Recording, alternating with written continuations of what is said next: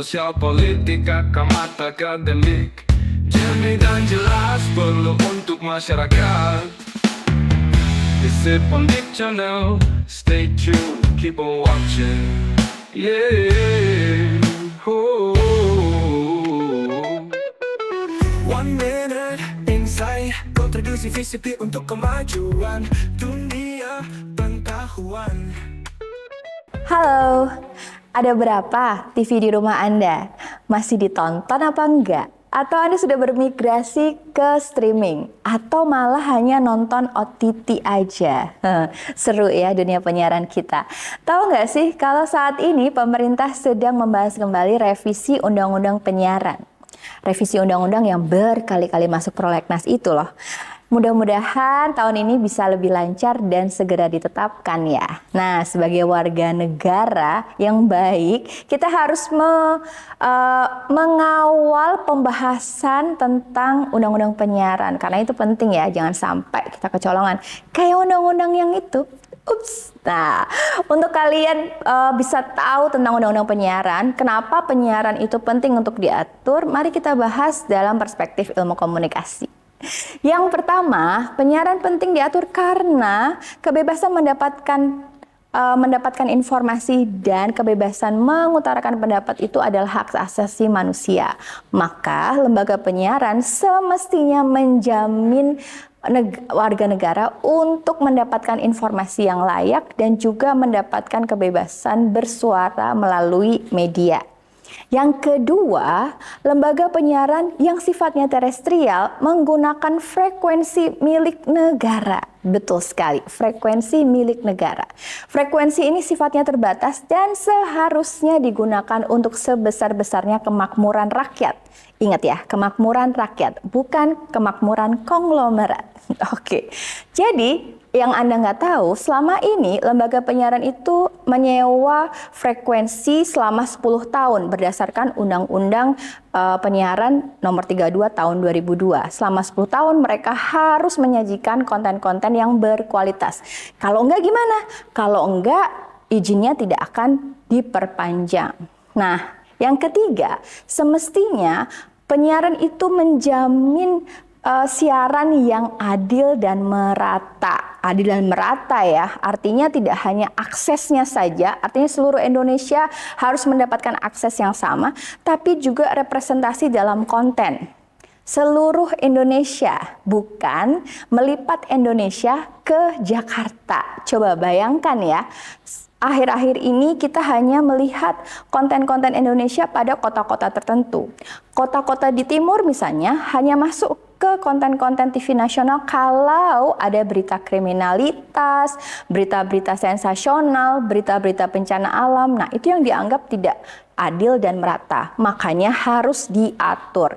Yang keempat, tahu nggak sih, lembaga penyiaran itu punya 4 fungsi sebetulnya. Nah, sebetulnya ya, karena 4 fungsi itu adalah informatif, edukatif, hiburan, dan merekatkan sosial. Nah, selama ini kita tahu bagaimana penyiaran nasional kita menyajikan konten-kontennya. Selain itu, negara itu juga menjamin penyiaran sehat dengan prinsip diversity of content dan diversity of ownership atau keberagaman konten dan keberagaman kepemilikan. Keberagaman ini tentu saja wajib untuk mendukung adanya demokrasi. Kenapa? Ya karena negara kita adalah negara yang plural ya, negara beragam. Kalau misalnya hanya satu dimensi saja yang dimunculkan, maka itu mencerminkan tidak adanya demokrasi di lembaga penyiaran. Lebih dari itu, kita ingat tadi ya, lembaga penyiaran menggunakan frekuensi milik negara, artinya milik publik. Artinya lagi, lembaga penyiaran harus bertanggung jawab untuk memenuhi kebutuhan publik, bukan kebutuhan dari pemilik medianya itu sendiri. Kebayang ya, kalau media-media hari ini dikuasai oleh kelompok-kelompok besar tertentu saja, yang akan menjadikan pemberitaannya sangat seragam. Ngeri banget ya kalau misalnya pemilik media itu punya ideologi tertentu, yang artinya semua masyarakat akan mendapatkan informasi-informasi yang seragam saja. Belum kalau mereka mengutamakan kepentingan bisnisnya daripada kepentingan publik. Maka semestinya kita marah kalau ada siaran pernikahan yang menggunakan frekuensi televisi berjam-jam, atau apa? Siaran partai politik tertentu yang menggunakan juga TV-nya selama berjam-jam. Ingat, frekuensi milik siapa? Frekuensi milik publik. Yuk kita jaga. Salam komunikasi. One minute insight, kontribusi VCP untuk kemajuan dunia pengetahuan.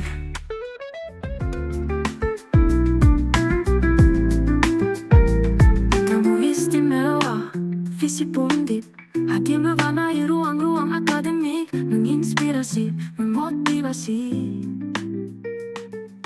Halo, Assalamualaikum warahmatullahi wabarakatuh. Jumpa lagi bersama saya Muhammad Bayu Widagdo dalam program Success Story Alumni Visip Undip. Sebuah program yang akan mengulas tuntas berbagai proses, perjuangan sejak kuliah di Visip Undip serta capaian yang kini mereka raih. Nah, pada edisi kali ini kita hadirkan sosok seorang entrepreneur, alumni dari Departemen Ilmu Komunikasi. Tahun 2008 beliau ini masuk dan tahun 2013 beliau lulus ya. Oke, selamat datang Mas Rodra Ciptaning Cipunagoro. Ya. Ya, Mas. Gimana Mas Rodra? Sehat? Alhamdulillah. Mas Bayu Rasanya gimana? gimana untuk kembali lagi ke Visip Undip alma mater? Selalu membahagiakan sih. Balik sini. Tahun lalu juga udah balik sini kan. Tahun ini balik iya. lagi. Ya. Jadi rasanya kilas balik pas kuliah dulu gitu atau gimana? Familiar tapi emang berbeda sekarang ya Mas. Kalau dulu kan kita masih pertama kali pindah sini masih seadanya. Sekarang Visip udah semaju ini. Semaju ini Sekeren ini, ada studio, ada lift. ada lift ya. Agak ngaget. Dulu masih ngalami di ini ya, peleburan, kampus Ya, peleburan. betul. Dan juga ngalami perpindahan Betul. di kampus Visip Tembalang. Ya. Pas ini ya, Visip Tembalang mungkin masih hijau-hijaunya kurang. Wow. Masih Gersang. banyak ini ya bangunan-bangunan Iya. seperti itu ya. Dan belum sepesat ini kemajuannya. Oh iya. Apa kesan Mas Rodra atas kemajuan Visip sejauh ini? Karena setelah lulus saya jarang kesini ya Mas Bayu ya. Tapi begitu kesini leap ya, loncatannya terasa kan. Jadi ya kaget ya, banyak pohon. Pas saya terakhir lulus tuh pohon di parkiran aja itu belum tinggi. Begitu masuk parkiran loh. Sudah asri. Udah asri, udah ada kantin. Terakhir kesini saya juga belum ada enggak? kantin. Enggak ada kantin, harus jauh dulu. Harus jauh. Nah, tadi sampaikan bahwa wah dulu terus sampai sekarang udah jarang ke sini, baru kemarin ya, tahun-tahun kemarin Iya. balik ke sini. Apa kesibukan Mas Rodra sampai saat ini dari sejak lulus? Barangkali bisa diceritakan. Jadi lulus itu saya tahun 2013. Itu terakhir kali saya di sini tuh kesibukannya masih kuliah sambil jadi pelatih sepatu roda dulu tahun 2012 kan. Habis kuliah dari sini sudah berhenti semua tuh. Jadi udah nggak ngelatih sepatu roda lagi. Sekarang full entrepreneur dan bapak rumah tangga aja sekarang. Ya, sahabat sekalian, dulu memang tamu kita ini, Mas Rodra ini atlet sepatu roda, ya, atlet sepatu roda. Bahkan dulu ceritanya sampai dari rumah ke sekolah, Iya, naik sepatu sepatu roda roda, ya, iya. pakai sepatu roda. Dulu sepatu roda, saya nggak tahu nih, namanya juga hampir roda.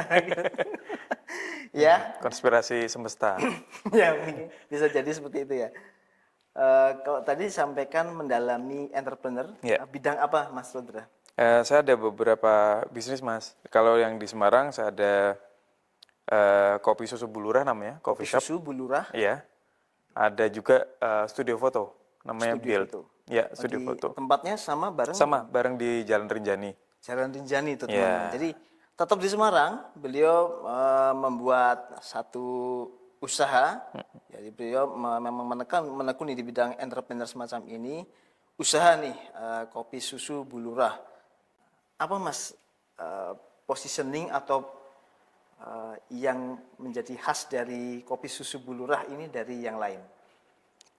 Tentu kan ini ilmu-ilmu komunikasi juga diterapkan kan? Oh, Apa sangat Mas. Sebenarnya ilmu komunikasi itu paling kepake ketika saya buat branding awalnya Mas. Kopi susu Bulurah aja itu, merek kopi susu Bulurah aja itu dipilih berdasarkan algoritma ojek online ketika itu.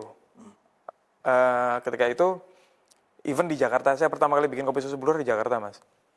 Di Jakarta itu belum ada, tahun 2017 belum ada bisnis kopi susu yang brandnya itu kopi susu. Menunya kopi susu banyak Mas. Tapi brandnya kopi susu tuh nggak ada. Padahal di algoritmanya mereka itu, kalau dicari kopi susu yang keluar bukan menunya, tapi brandnya. Tapi itu kosong, nggak ada di Jakarta. Jadi saya spesifik milih nama kopi susu dulu sebagai brand, bukan sebagai menu. Kalau kopi, tuku kopi di bawah tangga banyak. Tapi kalau kopi susu something nggak ada. Tuh, kalau yang Bulurah itu sengaja biar catchy Mas, karena kebanyakan kan nama tuh keren pertama, yang kedua pasti maskulin kalau kopi itu kebanyakan. Jadi saya memilih jalur yang lain, diferensiasi kalau bahasa komunikasi pemasarannya butuh diferensiasi. Nah itu saya arahkan ke situ secara brandingnya. Pembeda dari kompetitor-kompetitor lain. Juga ternyata dari komunikasi itu yang tadi disampaikan Mas Rodra bahwa kita perlu mencari, jadi ada yang bisa dipelajari ya dari algoritma itu sendiri ya. Misalnya, wah ini biasanya orang tuh nyari kopi susu meskipun tidak spesifik itu kan nggak keluar itu ya di secara menunya. Berarti prinsip bisnis apa Mas yang diterapkan? Prinsip bisnis ya? Kalau prinsip bisnis apa sih yang mungkin basic yang mendasari Mas Rodra dalam berbisnis sampai saat ini tuh? Kan kalau jalan yang saya ambil tuh, dulu kan ada di teorinya Philip Kotler tuh kan ada 4Ps ya, ada price, product, place, promotion gitu ya. Terus kan berkembang jadi 7Ps anyway. Tapi kalau saya selalu berpegangannya di produk Mas. Menurut saya produk itu kalau udah bagus, dia tuh hanya butuh momentum buat take off, buat besar. Kadang tanpa promotion, kadang pricingnya agak error sedikit masih dimaafkan kalau produknya sebagus itu. Jadi produk itu sekarang bukan hanya produk akhir yaitu F&B kalau di bidang saya, tapi ya pelayanannya, ya ambience-nya. Kalau anak sekarang bilang ya vibe-nya itu juga termasuk di produknya itu gitu. Kalau saya pegangannya di situ yang pertama. Yang kedua, kalau saya bisnis, saya tuh lumayan konservatif Mas sebenarnya. Jadi konservatif yang dimaksud gimana? Nah, konservatif yang dimaksud itu adalah saya selalu mikirin worst case-nya dulu. Oh gitu. Jadi nanti kalau ini jadinya seperti itu, seperti apa yang harus kita lakukan? Mitigation plan-nya itu harus ada dari awal bikin bisnis. Misal ini akan terkait dengan misal penggunaan modal. Terus seberapa kita mau nyemplung di bisnis itu gitu. Karena begitu modal kita habis, kalau ini fail, selesai, sudah nggak ada. Karena resiko-resiko itu kan mesti ada kan, jadi mesti dipersiapkan gitu. Dan juga berarti ini ya, kalau bisnis model ini, itu nih mesti bantingan awalnya sekian, nanti kalau mau pengelolaan merawatnya itu sekian, itu mesti harus tersiapkan dulu ya? Iya, harus dari awal tuh harus sudah ada, dan ini, uang pribadi dan uang bisnis tuh harus pisah ya, jadi Mas. Kita tahu nggak nanti kalau sudah selesai bisnis pun malah selesai segalanya. Iya, apalagi kalau udah berkeluarga gitu ya. Jadi harus lebih mikirin itu juga kan. Menarik ini. Tadi kan Mas Redra juga menyampaikan tidak hanya unit bisnis yang di kopi susu Bulurah ya. Tapi pengembangan lebih lanjut daripada ini, termasuk tadi ada terpikir bisnis baru apa Mas? Jadi di Semarang di Jalan Rinjani itu, jadi treatmentnya nanti akan seperti compound space Mas. Jadi akan ada coffee shop. Sekarang sudah ada studio juga, studio foto di situ. Itu mencontohnya dari mana ya? Mengamati dan tiru modifikasi itu ya. Itu mencontohnya dari ada Jonas Foto di Bandung dulu. Jadi di setiap studionya mereka ada cafe, ada coffee shop. kafenya. Karena sebetulnya kuliner ini itu tuh hooknya setiap bisnis, Mas. Termasuk Pendamping gitu ya. termasuk bisnis furniture. Oh, Jadi bisnis furniture itu ada buku yang nulis gimana kenapa IKEA itu menulis ada restoran di dalam di dalam furniture, karena secara artikel itu yang ditulis itu sebab utama orang keluar dari toko furniture dan nggak jadi beli itu adalah nyari makan dulu, makan. baliknya nggak dah nantilah nggak jadi gitu. Karena mungkin kan di situ butuh pertimbangan, Iya. nggak langsung itu kan. Oh iya. Ya, nah itu makanya kenapa saya jadiin satu. Nah nanti niatnya sekarang lagi ada, jadi di rumah saya tuh ada gerbong kereta, Mas. Ada bergulung, iya ya. Gerbong keretanya itu harus Itu jadi ciri khas dong. iya, jadi memang jadi banyak tempat foto ya akhirnya ya. Dan butuh permajaan. Nah, sekarang saya lagi ngerjain buat itu dijadikan Airbnb buat apa? Penginapan gitu. Oh gitu. Jadi Nginep dalam kereta. nginepnya di dalam Gerbong kereta. gerbong kereta. Iya. Kalau udah banyak beberapa itu ada yang bisnis apa namanya? Bisnis resto di Pesawat. pesawat atau di satu Kapal. apa namanya? Kapal itu kan, kapal-kapal yang nggak terpakai. Ini satu terobosan baru nih di gerbong kereta nih. Ya. Tapi jangan berpikir kalau udah masuk situ nanti sampainya mana gitu. Enggak. Tetap di situ. Mas. Enggak pindah-pindah. Enggak beda-beda. Hanya kemudian memorable ya. Iya, Oke. iya. Nah ngomongin memorable, Mas Rodra, apa yang masih atau menjadi memorable bagi Mas Rodra saat kuliah sampai saat ini? Memorable pas kuliah tuh banyak, Mas. Pengalaman. Iya, saya tuh secara mungkin ya kalau misal dulu pernah ada namanya event management apa ya, Mas ya? Kalau nggak salah. Mata kuliahnya itu kami tuh sekelas nggak tahu bahwa event management itu harus dieksekusi, Mas. Nah, karena pitching kan itu. Adu prestasi lah, kelompok saya menang. Nah, ternyata harus bikin beneran. Nah, itu lumayan ngagetin, Mas. Karena waktu di bawah 2 bulan harus ngumpulin uang, bikin acara. Nah, itu kayaknya paling memorable deh kayaknya. Tapi akhirnya berhasil sih, Mas. berhasil. Ya. Cuman- Dan itu menjadi satu hal yang saat ini ternyata bisa diterapkan. Oh iya, Mas. Iya, karena salah satu yang harus dipunyai entrepreneur itu kan adaptif ya, Mas. Harus kadang-kadang kita constraint-nya selalu banyak kan. Kita kan bermainnya di constraint, di batas. Ada batas keuangan, ada batas resources human, ada batas financial resources. Nah, itu waktu pun resources terbatas. Nah, itu jadi dari situ belajar juga, Mas. Akhirnya kepakai juga di entrepreneur juga. Dalam keterbatasan waktu, keterbatasan dana, Ya. yang kita punya hanya semangat ya, asa. Iya. Terus bagaimana untuk bisa merealisasikan itu. Dan bekerja di bawah tekanan kan jadinya. Ya.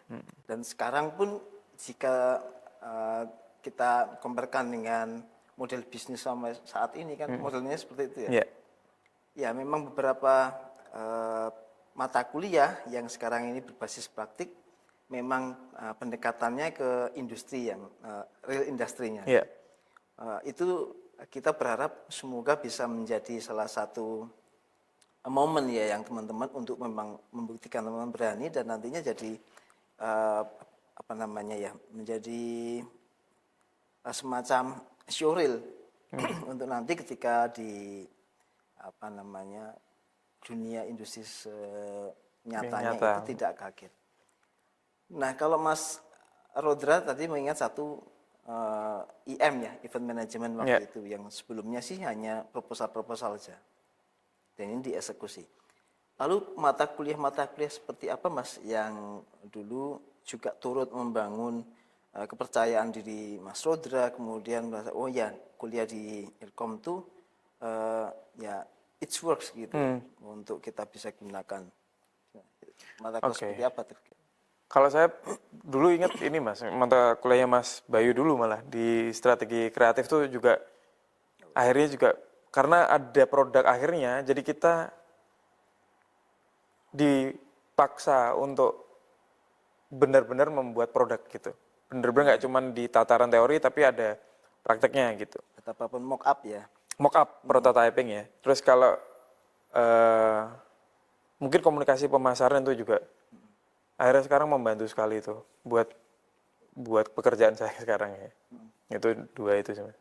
Komunikasi pemasaran, terus jadi bentuk-bentuk mata kuliah yang praktikum, semi praktikum ya, Iya. yang tidak hanya sekedar belajar teori, meskipun belajar teori itu juga Penting penting, ya karena sebagai dasarnya, Mas ya. kalau nggak ada dasarnya kita bertindak kan agak susah. Iya. Nah, kalau melihat dari basic Mas Rodra ini sebagai entrepreneur, apakah Mas Rodra juga sebenarnya melihat peluang buat mahasiswa-mahasiswa itu saat ini ya, untuk juga terjun di bisnis-bisnis entrepreneur semacam ini, terus peluang di bisnis atau varian bisnis semacam apa yang kira-kira masih terbuka untuk anak-anak komunikasi saat ini? Kalau saya sih selalu gini, Mas, kalau entrepreneur ini kan emang high risk ya, Mas, resikonya tinggi. Tapi menurut saya memang dimulai sejak dini, kayak mahasiswa tuh menurut saya bagus.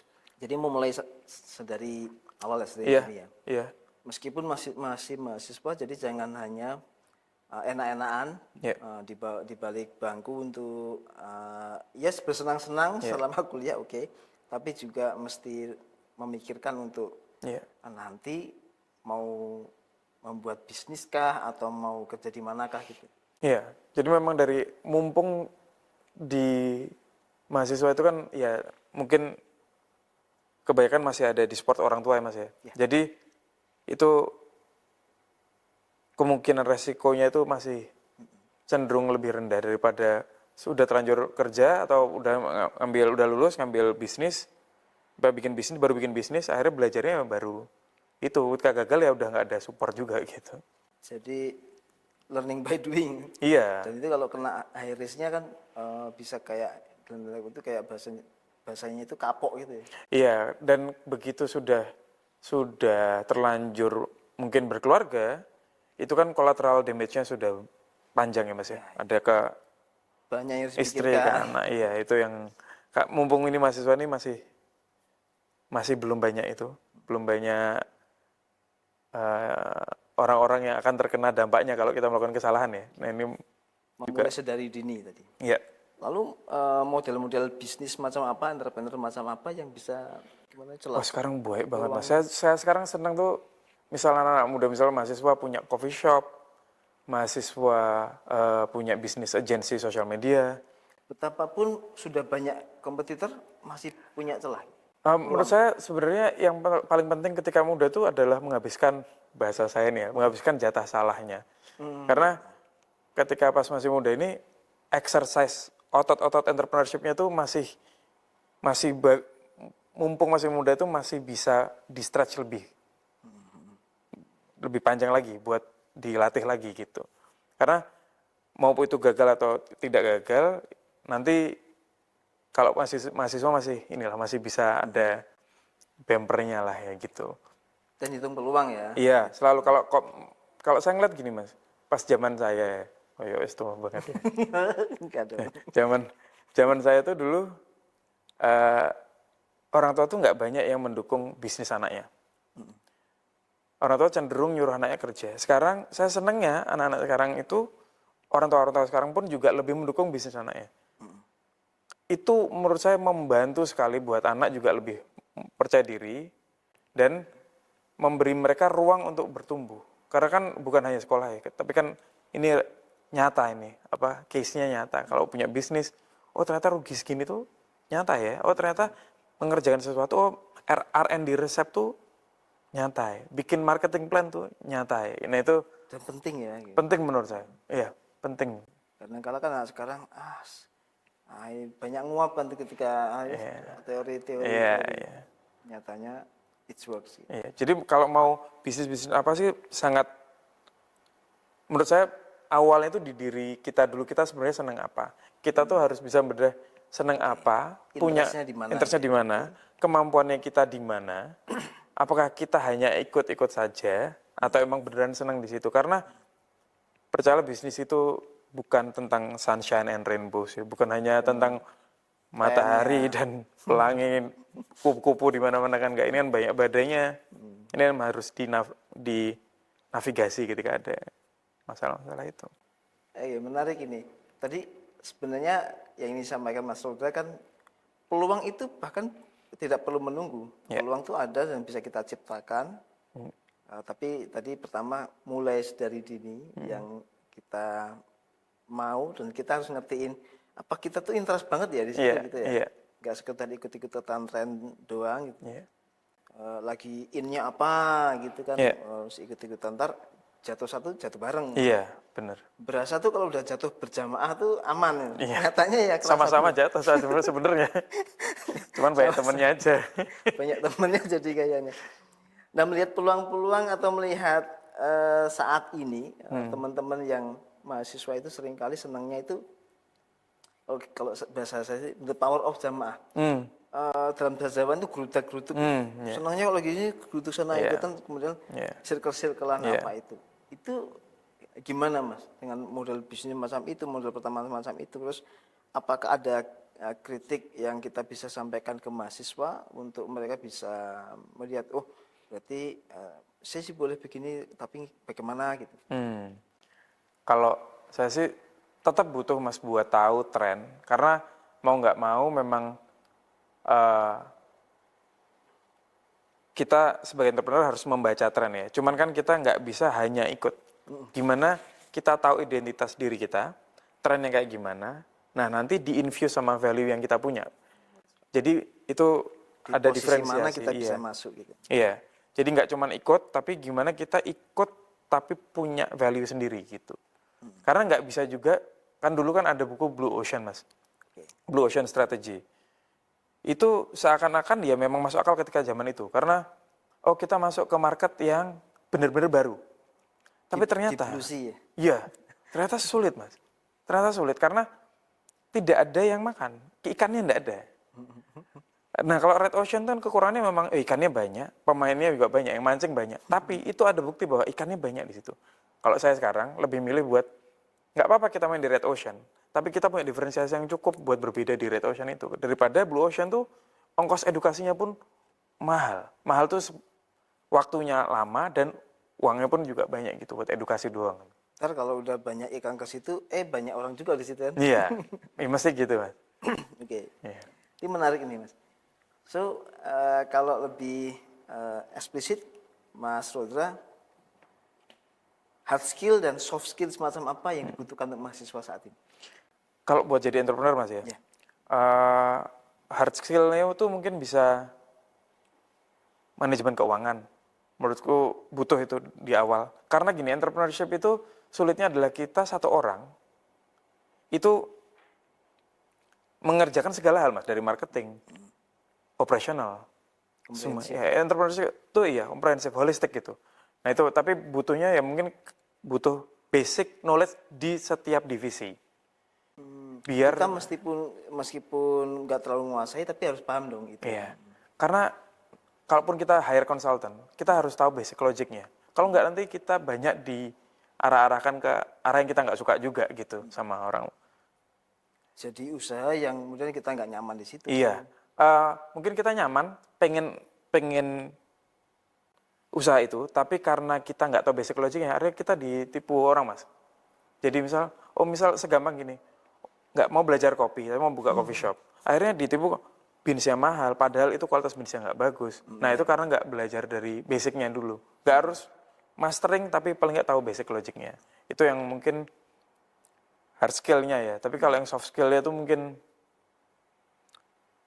kalau mau di dua yang saya pilih itu mungkin adaptif dan resilient. Mau nggak mau kita harus adaptif karena kita sekarang even TikTok pun aja itu bisa kata-kata yang trending itu bisa ganti per minggu. Kita mesti kejar itu. Lagu juga ganti per minggu. Memes ganti per minggu. Nah, itu adaptif itu kita mesti tahu tuh. Mau dipilih memakai jalan itu atau enggak itu pilihan lain. Tapi kita mesti tahu dulu. Yang kedua resilient sih Mas. Memang kalau begitu badai, ketangguhan. Badai itu ya kita mesti bisa navigasi kapal kita. Ini ketika badai mau kita arahin kemana. Paling enggak kalaupun kapal ini ada kerusakan, kerusakannya diminimalisir. Gitu. Jadi kita ya tadi mitigasi ya dan antisipasi itu hal yang mendasar Dasar dari awal. karena kita juga tahu core bisnisnya, terus model bisnisnya macam apa, termasuk pengetahuan dasarnya itu. Iya. Oke, untuk closing statement Mas Rodra, apa sih tipsnya yang bisa teman-teman mahasiswa sekarang ini jalankan untuk kita bisa misalnya berkolaborasi atau berkontribusi juga ke alma mater kita nih. Iya. Alumni ya jadi Alumni. ya. Alumni berkontribusi itu menurut saya sekarang udah bagus sih Mas. Maksudnya memang kayak kelas tamu. Mungkin pas itu ada sempat diobrolin masalah mentoring. Menurut saya itu penting sekali karena milih mentor tuh sulit sekali, apalagi mentor yang objektif kadang-kadang dan nggak punya kepentingan lain. Yang maksudnya bukan nol ya, tapi dia memang niatnya membesarkan.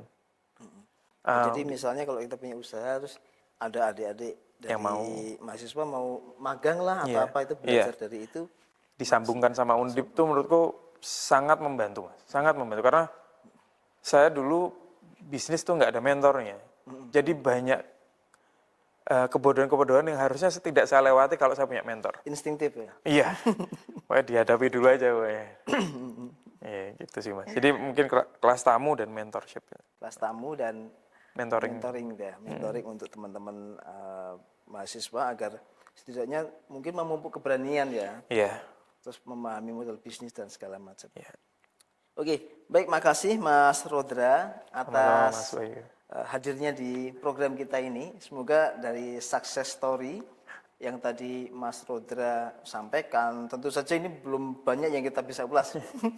Tapi setidaknya kalau kita nonton dari sedikit waktu yang kita tadi gunakan untuk diskusi, semoga teman-teman bisa belajar banyak, ngambil manfaat dari apa yang kita diskusikan. Semoga ya Mas ya. Ya, dan sehat selalu Mas Rodra, Terima senantiasa kasih. kreatif dan kita tunggu nanti kolaborasi selanjutnya dengan alma mater kita. Iya. Demikian teman-teman kreatif sekalian, kita akan sambung dengan diskusi-diskusi lain berkaitan dengan success story dari alumni FISIP Undip. Ketemu lagi dengan kami di lain kesempatan. Tetap kreatif, tetap sehat, semangat. Assalamualaikum warahmatullahi wabarakatuh.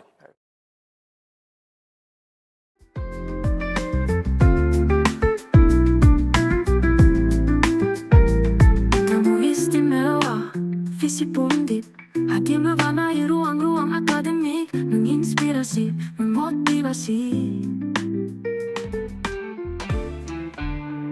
Kata pakar FISIP Undip inspiratif, informatif, inovatif. Jumpa lagi bersama saya, Davina Isnitia, dalam salah satu program siaran FISIP Undip Channel, yaitu Kata Pakar FISIP Undip.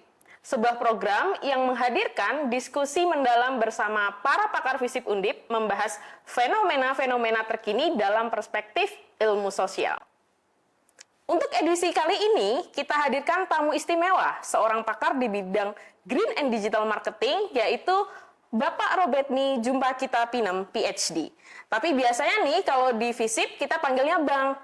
Selamat datang Bang Robetmi, apa kabar? Devi, luar biasa. Alhamdulillah. Oke, edisi kali ini kita akan membahas satu tema menarik, yaitu Green and Digital Marketing. Nah, untuk teman-teman yang masih awam gitu ya Bang Robetmi ya. Nah, apa sih yang dimaksud nih dengan green marketing gitu ya? Dan bagaimana konsep ini tuh berbeda dengan marketing konvensional biasanya? Ya, kalau dikatakan green marketing itu sendiri adalah konsep pemasaran sebenarnya yang menambahkan unsur lingkungan begitu. Oke. Jadi yang selama ini kita tahu yang konvensional, ya bagaimana kita juga kalau di green marketing itu kita menerapkan plus lingkungannya begitu. Yang pertama misalnya dari sisi produk misalnya begitu. Bagaimana kita juga harus memperhatikan mulai dari prosesnya pembuatan produk itu sendiri, termasuk juga packagingnya, materialnya, termasuk juga nanti bagaimana produk itu sampai siap untuk diproduksi begitu. Nah, termasuk juga nantinya ke hal-hal lainnya, misalnya termasuk kepada distribusinya, bagaimana juga nanti menerapkan dalam proses distribusi pun hemat energi dan sebagainya begitu. Termasuk juga nanti promotionnya gitu. Apakah di sana juga nanti bagaimana produk ini tadi dipromosikan kepada masyarakat itu adalah menerapkan unsur-unsur Lingkungan memperhatikan tadi ya. lingkungan begitu. Oh, oke. Nah, lalu bagaimana nih Bang Robert nih, kalau di Indonesia ini kan sedang trennya itu ada digital marketing. Betul. Gitu ya. Nah, bagaimana menurut Bang Robert nih ini perkembangannya gitu kalau di Indonesia terkait dengan itu? Kalau berbicara tentang digital itu tidak pernah matinya, at least dalam 10 tahun terakhir ini, karena kenapa digital itu selalu selalu update dan semua apalagi saat ini pemasaran itu sepertinya pergi ke digital begitu ya. Kalau kita lihat lagi 10 tahun ke belakang itu mulai ketika tumbuh dan sebagainya itu selalu ada aja semua kegiatan itu, bahkan kegiatan pemasaran itu bahkan mulai dari UMKM dan perusahaan besar itu semuanya masuk ke sana gitu. Bahkan banyak perusahaan-perusahaan besar yang kayak dulu itu pindah ke arah digital marketing itu sendiri gitu. Semuanya go digital begitu. Karena di 10 tahun terakhir ini memang banyak sekali usaha-usaha yang memang memanfaatkan sarana digital ini. Nanti Devin mungkin kita akan ngomong juga bagaimana kaitannya begitu ya. Tapi dari sisi digitalnya sendiri bahwa banyak sekali orang-orang yang memanfaatkan sekarang adalah digital, baik berupa sosial media ataupun e-commerce dan lain-lainnya begitu. Ini sangat membantu sekali UMKM di Indonesia begitu. Dan sekarang bahkan beberapa platform besar kalau kita lihat juga misalnya Matahari dan perusahaan-perusahaan misalnya juga ini udah go online semua. Karena kenapa? Ini berkaitan juga dengan kehidupan manusia saat ini. Kita yang misalnya sehari-hari misalnya gitu, berapa hari sih yang kita punya waktu yang free banget bisa nge-mall dan sebagainya gitu. Betul. Tapi kalau misalnya dengan di era digital ini bahkan ketika lagi istirahat baru pulang kerja dan sebagainya gitu bisa main HP, beli dan sebagainya itu. Bahkan ketika break misalnya gitu kita lagi kerja dan ada 1 jam bisa break interval waktu misalnya sebelum melanjutkan kegiatan boleh nih, atau misalnya bahkan Mbak Devin misalnya nunggu nih misalnya Gokar aja mungkin datang misalnya gitu ya. Mbak Devin itu misalnya masuk keranjang kuning atau masuk keranjang nanti beli, atau nanti mau check outnya pas lagi dalam mobil juga boleh begitu. Nah memang saat ini digital marketing sangat hidup sekali dan sangat membantu Mbak Devin. Jadi kayak masyarakat itu banyak sekali yang sekarang bahkan banyak mereka itu yang ibu rumah tangga yang sebelumnya nggak memungkinkan untuk jualan. Tapi saat ini dengan ada yang di era digital ini, bagaimana konektivitas itu terhubung satu sama lain, itu membuat orang semakin banyak potensi-potensi yang terbuka begitu. Terutama kayak case yang paling besar itu saya bilang adalah UMKM yang di daerah atau juga mungkin limit dalam pembiayaan, termasuk juga yang paling sering itu diuntungkan juga adalah misalnya kayak ibu rumah tangga tadi. Mereka bisa tetap menjaga anak-anak mereka, bisa mengontrol secara langsung tanpa harus misalnya pergi meninggalkan rumah dan sebagainya gitu. Jadi itu sangat banyak sekali potensinya dan terus mengalami perkembangan begitu. Oke, nah dari pertanyaan yang tadi sudah dijelaskan sama Bang Robert nih ya, itu menjelaskan bahwanya ada keterkaitan antara green marketing dan juga digital marketing. Betul. Nah itu yang gimana seperti nih, apa? Gimana itu? Karena itu menurut saya menarik banget gitu. Jadi Mbak Devin sebenarnya di antara green dan digital ini sebenarnya memiliki korelasi. Walaupun sebenarnya saya itu memang di dua bidang itu expertise-nya begitu. Jadi kalau aku di komen itu memang ada korelasinya. Yang pertama kalau sekarang menurut Mbak Devin itu gampang nggak sih kita mendapatkan produk-produk green product begitu? Kayaknya kalau misalnya kita ngomongin green product mungkin masih banyak yang belum terekspos ya. Betul. Bahkan kalau Mbak Devin, saya nih bayangkan Mbak Devin hari ini misalnya seorang yang pengen menerapkan, aku pengen mulai komit hari ini bagaimana aku mengkonsumsi green product misalnya gitu. Mbak Devin mulai dari makan misalnya, cari makan, cari baju dan sebagainya, gampang nggak? Kurang ya. Nah itu yang menjadi salah satu kenapa juga karena di era digital ini membantu banget. Kalau Mbak Devin misalnya pengen aku pengen makan makanan organik, buah organik misalnya. Sekarang kalau misalnya ini ada kaitannya dengan e-commerce dan juga ojek online misalnya kayak GoFood dan juga Grab dan sebagainya gitu ya. Itu sangat membantu sekali. Kenapa? Kalau misalnya sekarang nih Mbak Devin, saya misalnya pengen beli spoon ataupun alat perlengkapan lainnya yang pengen ramah lingkungan atau sikat gigi yang ramah lingkungan, sendok yang ramah lingkungan, cup yang ramah lingkungan. Kalau sekarang kalau misalnya sekitaran kita nih, contoh nih di Tembalang atau di Semarang nih misalnya. Di Temsi gitu ya. Di mana kita nyarinya begitu. Tapi kalau misalnya dengan adanya e-commerce, kita gampang gitu. Nah, jadi itu kaitannya sebenarnya juga cross di antara kedua ini gitu. Bagaimana ketika pun masyarakat yang pengen misalnya membeli green product ini tadi, itu bisa melalui e-commerce. Jadi kayak crossnya di sana. Yang kedua juga banyak orang yang pengen misalnya pengen menikmati makanan yang misal organik, misalnya karena mungkin apakah karena memang concern terhadap kesehatan, atau juga mungkin karena dia itu mungkin karena apa ya, kesehatan, mostly karena kesehatan. Yeah. Kalau Indonesia itu kadang-kadang kan karena itu juga mostly dipengaruhi oleh tingkat pendidikan, pendapatan gitu ya Mbak Devin ya.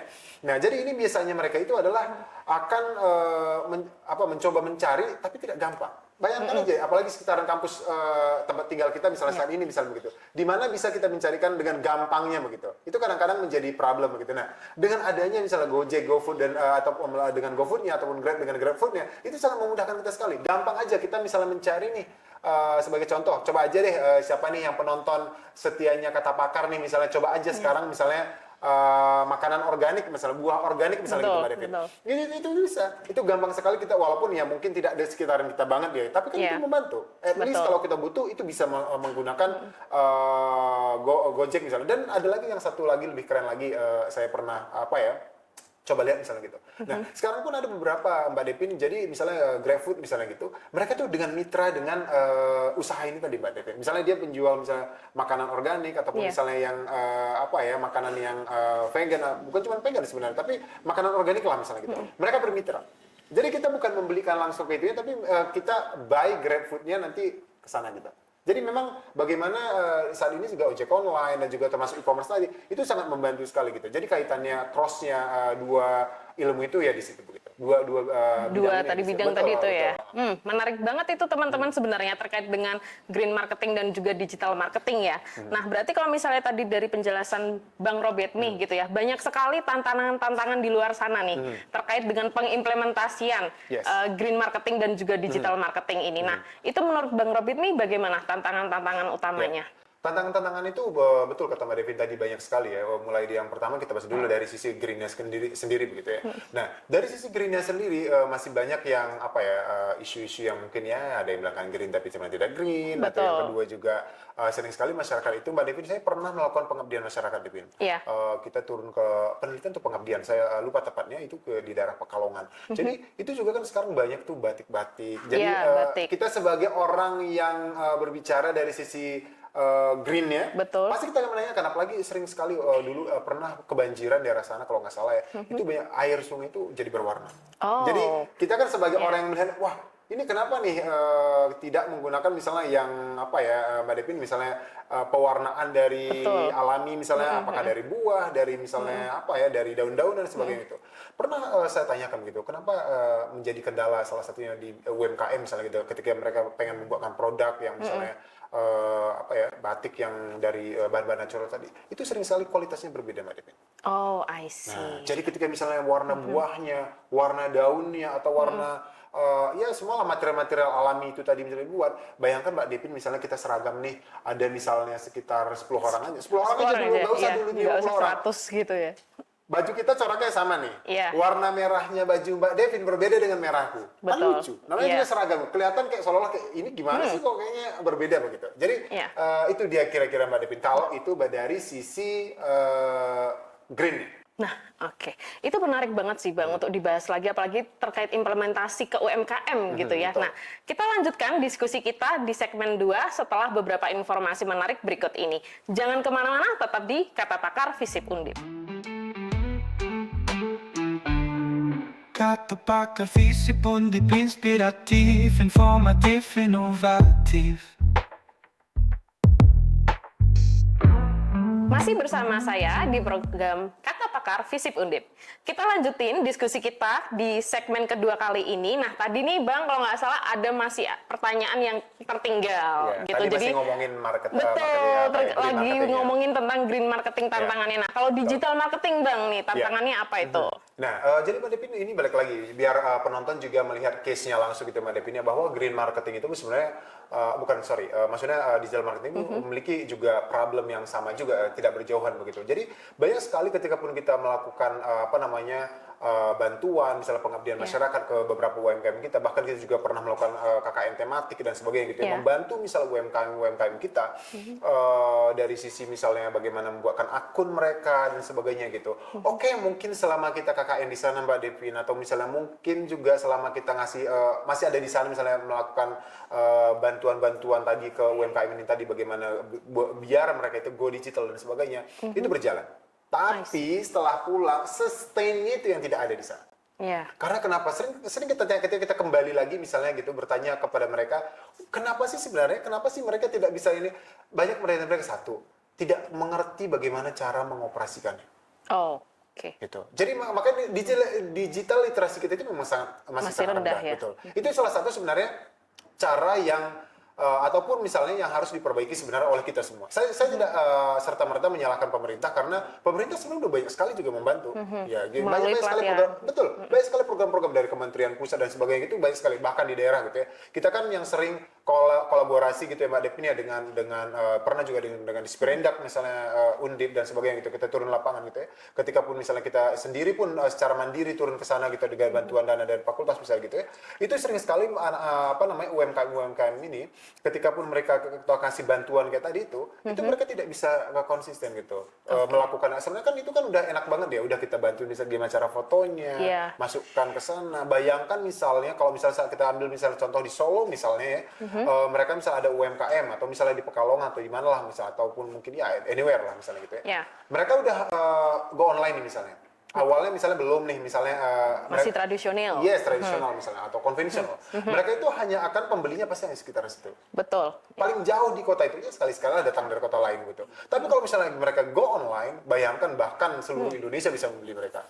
Ya. Nah itu. Jadi ini yang menjadi salah satu tantangan tersendiri bagi terutama yang sebenarnya Mbak Devin ini paling banyak case itu bagi mereka yang generasinya udah up misalnya gitu. Ya, bagi yang sudah berumur gitu ya. Kalau yang tidak memang paham atau tidak tidak melek dengan teknologi itu sendiri gitu. Aku yakin kalau generasi lain mungkin akan sedikit berbeda. Iya, mungkin akan berbeda. Yes gitu. Jadi itu menjadi salah satu PR kita bersama. Aku mengatakan bukan cuma PR-nya pemerintah ataupun gitu, tapi itu adalah PR kita bersama. Baik akademisi dari kampus sendiri gitu ya, kita sebagai akademisi yang termasuk juga bagaimana collab juga dengan pemerintah pastinya, bagaimana juga dengan media dan stakeholder lainnya misalnya LSM atau siapapun itu NGO dan sebagainya. Karena ini apapun ceritanya, kalau misalnya kita tidak bersama-sama akan sedikit susah apanya gitu. Tapi kalau kita sama-sama bagaimana meningkatkan misalnya digital literasi tadi misalnya gitu. Walaupun ya kita mungkin tidak bisa maksimal semua ya Mbak Devin ya, tapi kalau misalnya sedikit ini membantu ini pasti akan bisa gitu.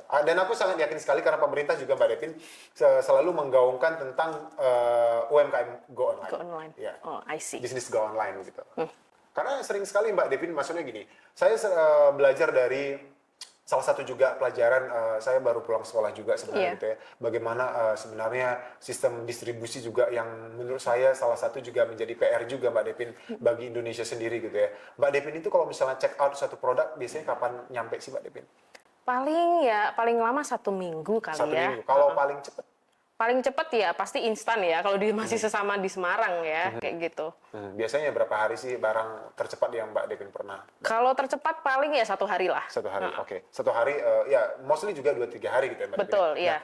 Serunya lagi Mbak Devin, kalau di Korea misalnya case-nya gitu, apa gitu ya, kalau misalnya kota-kota besar misalnya gitu ya, yang distribusi keren banget. Karena dia semua udah terkoneksi IoT dan sebagainya begitu. Sering sekali produk kalau Mbak Devin misalnya jam 9 malam, asalkan jangan lebih 9 malam seperti gitu ya, kita order produk, besok jam 7 pagi Mbak Devin, udah di depan pintu Mbak Devin. Oh wow, itu di beda kota? Di kota-kota besar biasanya. Oh, I see. Nah, tapi kalau misalnya agak ke pinggir memang besoknya bisa nyampe gitu, atau bisa tapi kalau juga misalnya kota-kota besar secepat itu ya. Tapi kan itu keren banget. Bayangkan misalnya Mbak Devin jam 9 malam, misalnya besok ada acara misalnya gitu. Besok acara, wah ini belum ada nih. Nah, beli dan besok pagi udah. Dan khususnya Mbak Devin adalah barang-barang misalnya yang tidak busuk dan sebagainya gitu. Itu lebih cepat lagi gitu. Yang bisa di stok misalnya gitu. Nah, itu salah satu menjadi PR juga sebenarnya bagi kita baik pemerintah ataupun yang stakeholder yang ada begitu ya. Jadi kayak itu menjadi satu juga yang membuat orang juga ya bayangkan Mbak Devin kalau misalnya secepat itu semuanya serba instan, semua orang pasti akan go online kan gitu. Kita ngapain lagi sih misalnya beli ke sana kemari gitu. Udah go online aja begitu. Makanya saya yakin sekali kalau misalnya bicara ke depan itu Mbak Devin ya bagaimana UMKM ini juga memang kalau menurutku ya harus memang go online. Iya. Karena bukan cuma untuk menarik yang apanya gitu, tapi bagaimana mereka juga nanti ke depannya. Karena aku yakin go online ini akan walaupun masih banyak yang mungkin anti atau masih nyaman dengan kondisinya gitu ya, tapi ke depan mereka akan tergilas oleh zaman. Pasti itu. Karena orang akan semakin tidak mau lagi untuk wasting time untuk hanya Betul. pergi ke sana membeli Setuju. sesuatu gitu. Nah, begitu kira-kira. Betul. Nah, ini Bang, kalau misalnya nih saya misalnya mau bikin bisnis baru yes. gitu ya, otomatis bisa disebut UMKM ya. Nah, itu tuh apakah apa yang harus saya lakukan gitu? Kalau misalnya saya mau menerapkan konsep-konsep ini gitu, kayak misalnya saya pengen banget nih produk saya tuh yang green juga, misal marketing saya juga bisa green dan digital, itu apa yang harus saya lakukan pertama kali? Oke.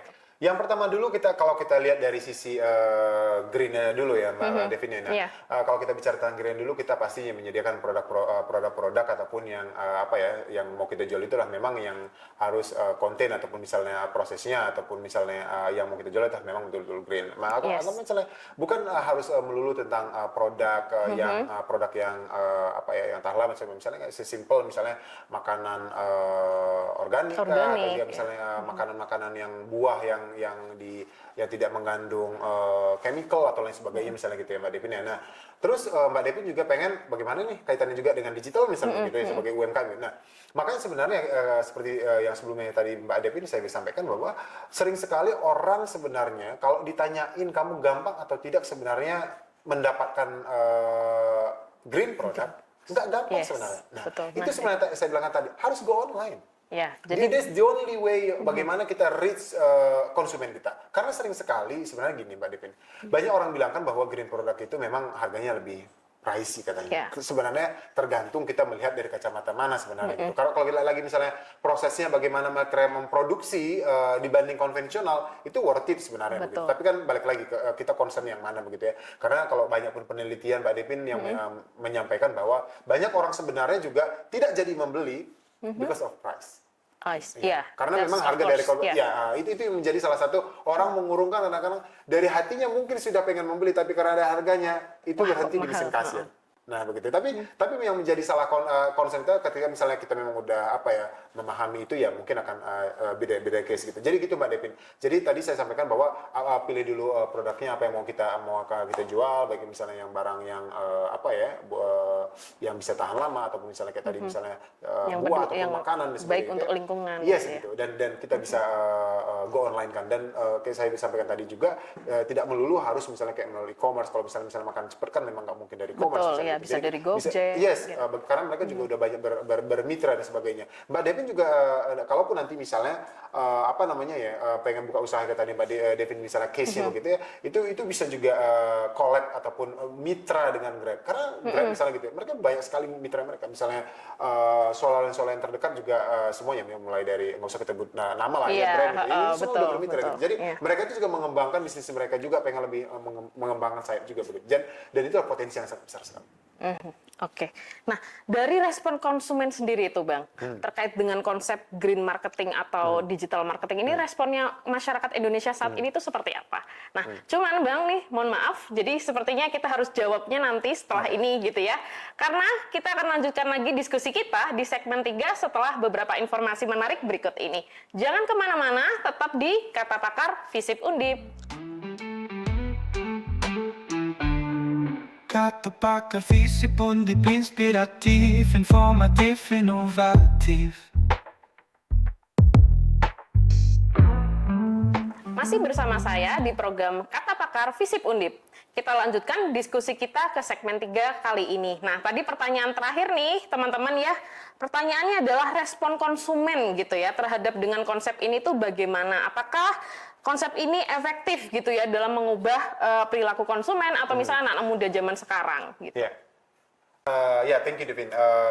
Sebenarnya dua isu ini memang kayak akan terus bergelora begitu ya, masalah lingkungan dan juga masalah digital begitu ya Devin. Betul. Good newsnya itu sebenarnya kalau misalnya generasi Gen Z itu bisa kita katakan bahwa sebagai banyak orang mengatakan sebagai native digital begitu ya.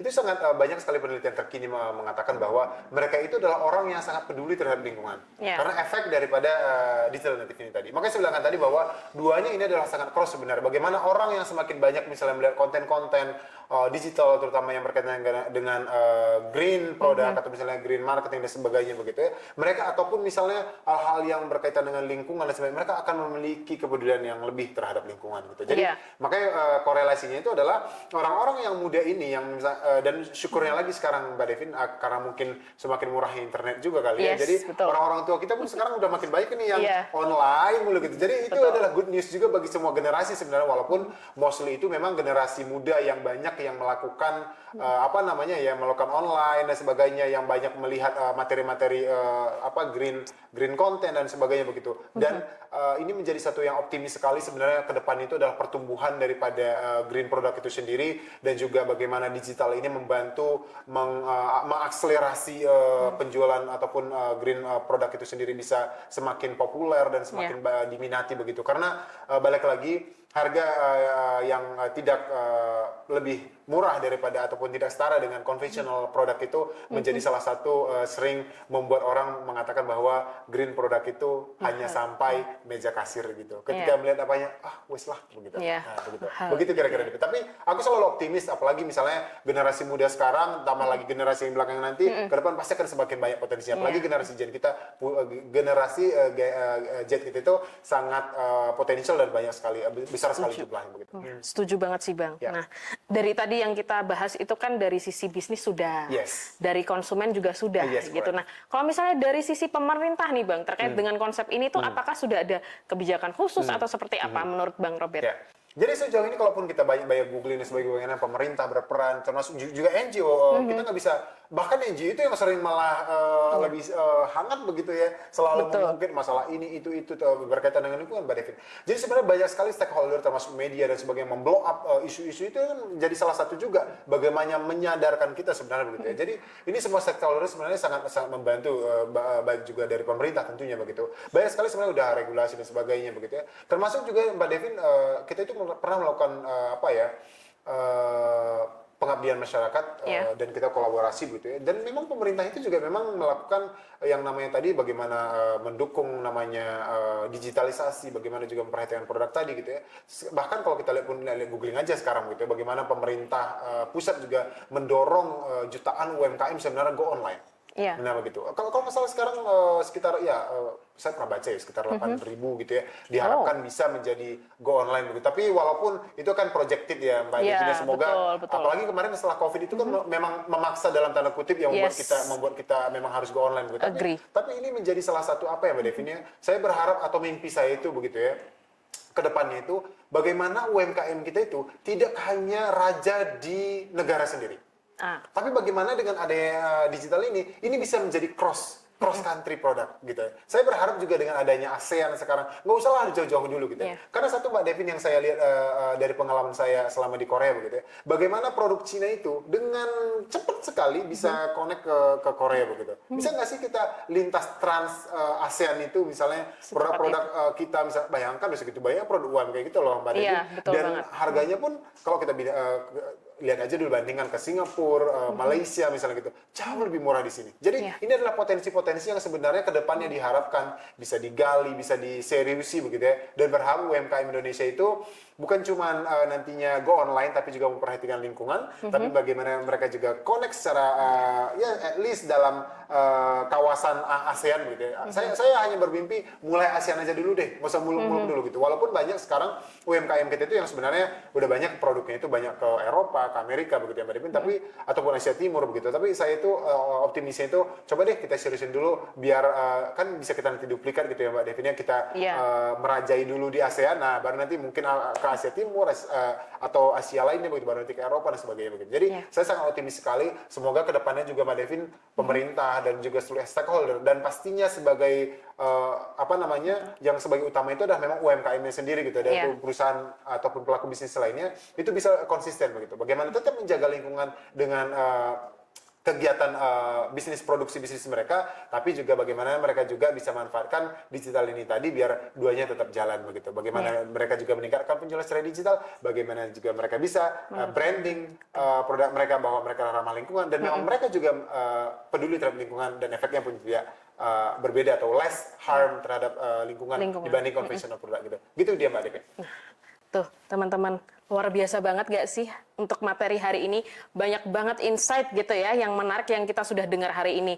Mulai dari konsep green marketing dan digital marketing itu ternyata bisa loh kalau dikombin secara langsung gitu ya. Dari pentingnya kesadaran akan lingkungan, dalam strategi pemasaran gitu ya, sampai bagaimana teknologi digital gitu. Sosial media, nggak cuman Instagram, TikTok, dan lain-lain, tapi juga Grab atau Gojek dan lain-lain gitu ya, bisa memperkuat pesan-pesan berkelanjutan. Baik, demikian akhir diskusi kita pada edisi kali ini. Semoga bermanfaat untuk kita semua. Ketemu lagi di program Kata Pakar Visip Undip selanjutnya, bersama pakar-pakar dengan tema-tema yang menarik lainnya. Sehat dan sukses selalu. Terima kasih Bang Robert Mi sudah datang hari ini. Saya Daivina Isnitia pamit undur diri, sampai ketemu di lain kesempatan.